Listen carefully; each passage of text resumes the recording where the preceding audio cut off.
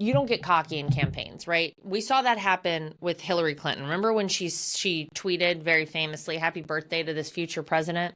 What an idiot. What a dumb thing to put out there.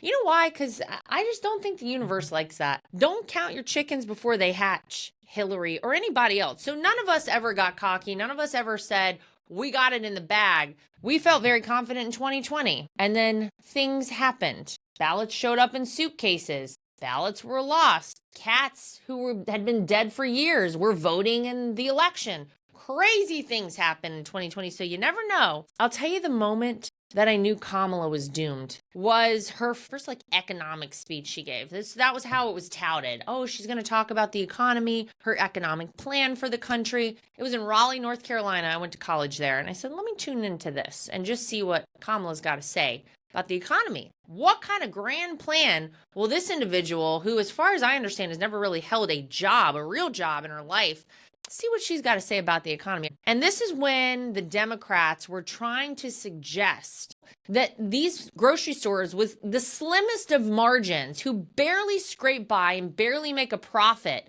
were somehow price gouging the country. No, that was due to the inflation that Joe Biden allowed to happen. That was the inflation that started when he cut off the Keystone XL pipeline, where gasoline went through the roof. Guess what? That means that transporting everything, including groceries, is more expensive. Guess who ultimately pays for that? The consumer. There's a whole host of reasons all of this happened, and it could be squarely pointed back to Joe Biden and Kamala Harris, president and vice president at the time. So Kamala gets up there to do her economic speech, and you could tell she's just reading off a teleprompter. Like, she really hadn't had any influence on anything that was written there. It's not like she sat down with her team and said, here's our economic policy. Here's what I'm going to do as president. She never did that. Of course not. Some random person, some staffer, wrote up a speech for her. And in the speech, she got to where she was supposed to say price gouging, and instead she said price gauging.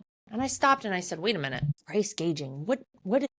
And then she continued on. It became very clear she's talking about price gouging. So she's reading off a teleprompter and misspoke and mispronounced price gouging and said price gauging. I said, this person has no idea what the hell she's talking about. She doesn't know what price gouging even means. She has no clue. And so that was the moment I said, all right, if anyone actually asks her a substantive question, if she has to explain her platform on anything or policies on anything, she has no idea what she's talking about. That's the moment I said, maybe the shine is going to wear off of Kamala Harris faster than we think.